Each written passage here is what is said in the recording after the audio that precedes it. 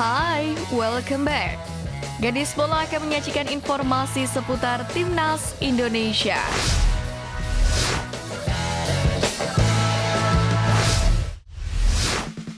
Tom Haye merupakan pemain terbaik dalam laga Indonesia versus Filipina. Umpan-umpan Haye membelah pertahanan The Azkal.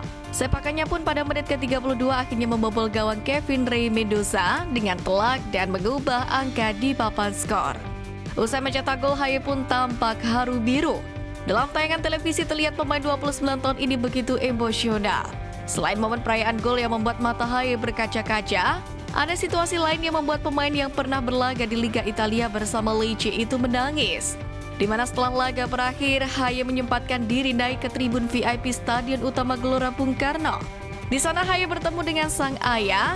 Pun dalam pelukan sang ayah, gelandang pengatur serangan Timnas Indonesia itu tampak menangis. Tom Haye pun bersyukur bisa membantu timnya untuk lolos ke putaran ketiga kualifikasi Piala Dunia 2026 zona Asia. Bakal berhadapan dengan tim-tim kuat Asia di fase tersebut, sang gelandang mengaku tidak gentar. Sebagai sosok yang menyukai tantangan, ia tidak akan gentar melawan siapa saja di putaran ketiga nanti, termasuk Jepang, Korea Selatan, dan China. Pelatih Timnas Filipina Tom Saintfiet berharap Timnas Indonesia tampil di Piala Dunia 2026 mewakili Asia Tenggara. Hal ini lantaran pelatih asal Belgia ini melihat Indonesia punya kualitas. Dalam kacamatanya, Indonesia merupakan kekuatan sepak bola ASEAN bersama dengan Thailand dan Vietnam. Namun untuk berada di level atas Asia, Indonesia tentu harus berjuang lebih keras. Dalam hal ini, Ketum PSSI Erick Thohir juga memasang misi agar Timnas Indonesia bisa lolos ke Piala Dunia 2026. Namun, dipastikan langkah Indonesia selanjutnya tentu saja tidak akan mudah. Mereka saat ini masih menunggu proses drawing yang akan dilaksanakan pada 27 Juni mendatang. Kita pernah gagal, kita gagal ke Olimpiade. Yang ini tidak boleh gagal, kata Erick Thohir. Bersamaan dengan musim baru Liga Domestik, Timnas Indonesia akan memiliki jadwal yang cukup rapat. Untuk itu, Ketum PSSI Erick Thohir langsung melakukan rapat untuk membahas jadwal Timnas Indonesia dan Liga 1. Erick Thohir rapat dengan anggota Exco PSSI dan PT Liga Indonesia Baru atau LIB. Erick ingin sinkronisasi jadwal antara skuad Garuda dan juga Liga 1. Jadwal Timnas Indonesia dan kompetisi jangan sampai bersamaan selama 3 tahun ke depan.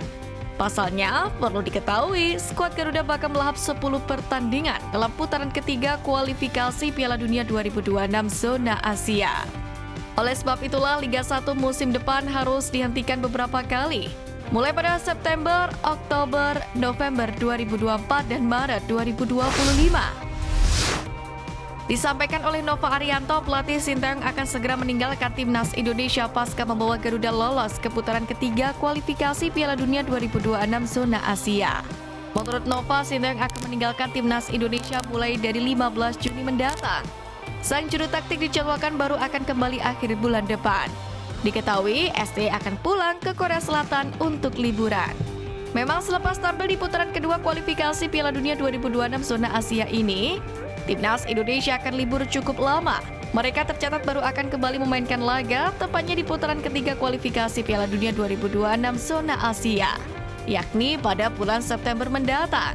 Selain itu, skuad Garuda juga ditunggu ASEAN Cup atau Piala AFF 2024 di akhir tahun, tepatnya pada bulan Desember mendatang. Sementara Nova Arianto kini mengalihkan fokus memimpin Timnas Indonesia U16. Elkan Bagot muncul di perayaan kelolosan Timnas Indonesia di babak ketiga kualifikasi Piala Dunia 2026 zona Asia. Dalam hal ini, bek 21 tahun itu tidak muncul di SUGBK, melainkan diunggah terbaru wakil kapten Timnas Indonesia Jordi Amat. Jordi merayakan kelolosan skuad Garuda ke babak ketiga kualifikasi Piala Dunia 2026 zona Asia dengan mengunggah sebuah foto dan caption. Ternyata unggahan perayaan yang dibuat Jordi Amat ini mendapatkan perhatian dari Elkan Bagot. Baik bertinggi badan 196 cm itu menyukai unggahan dari sang kapten. Fakta ini seperti menunjukkan bahwasannya Elkan masih peduli terhadap Timnas Indonesia. Sebelumnya, banyak yang meragukan keseriusan Elkan Bagot memperkuat Timnas Indonesia karena tak hadir saat dipanggil membela Timnas U23 kontra Guinea U23, yakni di babak playoff Olimpiade Paris 2024 kemarin. Media Malaysia harian Metro takjub timnas Indonesia lolos ke babak ketiga kualifikasi Piala Dunia 2026 zona Asia. Harian Metro pun tak segan menyebut timnas Indonesia mencetak sejarah dengan lolos ke babak ketiga kualifikasi Piala Dunia 2026 untuk pertama kalinya. Bahkan pekerjaan yang telah dilakukan oleh timnas Indonesia dan STY sampai membuat Kim Pan-gon cemburu. Ia pun langsung meminta timnya mencontoh timnas Indonesia usai gagal tembus putaran ketiga kualifikasi Piala Dunia 2026. Contoh yang dimaksud adalah mencari pemain keturunan yang berada di Eropa. Ia juga ingin Federasi Sepak Bola Malaysia atau FAM harus mulai memikirkan cara untuk membuat sistem yang mana bisa menghasilkan pemain-pemain muda terbaik setiap tahunnya.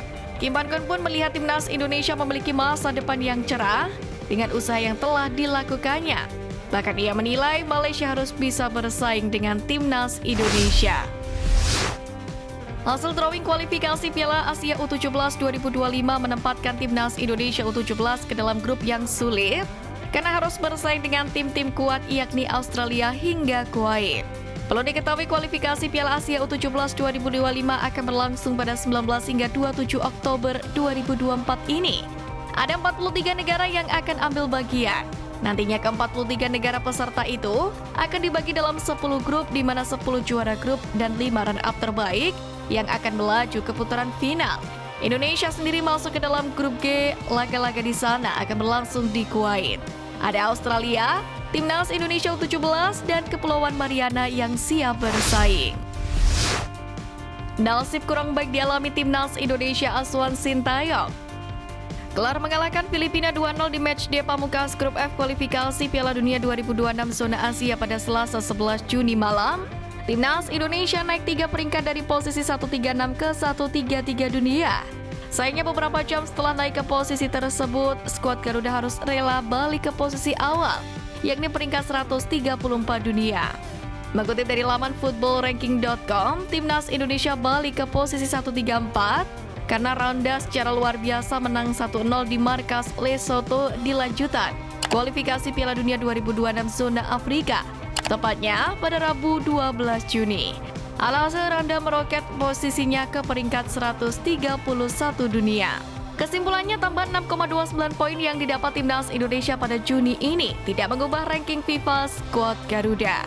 Tomayo dan kawan-kawan mesti berjuang memperbaiki posisi mereka lagi saat mentas di babak ketiga kualifikasi Piala Dunia 2026 zona Asia yang dimulai pada September mendatang.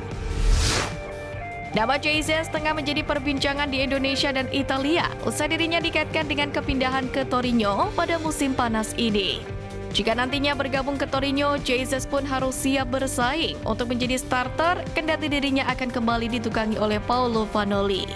Di antaranya, Bang J harus bersaing dengan Per Schuurs, di mana ia merupakan salah satu bek muda yang punya nama besar terlebih saat dirinya masih berseragam Ajax Amsterdam. Bahkan setelah dirinya berkarir di Torino, bek berusia 24 tahun itu kerap dirumorkan dengan klub-klub beken seperti Liverpool. Kedua adalah Saba Sazonov. Bek berusia 22 tahun ini merupakan rekrutan baru Torino pada musim 2023-2024 ini. Ia diboyong dari klub papan atas Rusia Dinamo Moskow pada musim panas 2023 kemarin. Ketiga, Adrien Tambeze. Sejatinya sang pemain merupakan pemain yang berposisi sebagai gelandang bertahan, tapi sejak bergabung ke Torino pada musim panas 2023 kemarin, ia lebih banyak dipasang sebagai bek. Saat dimainkan sebagai bek tengah kanan dalam formasi 3 bek, pemain berkebangsaan Kamerun ini terbilang solid dengan membuat timnya mencetak 7 clean sheet dari 18 laga.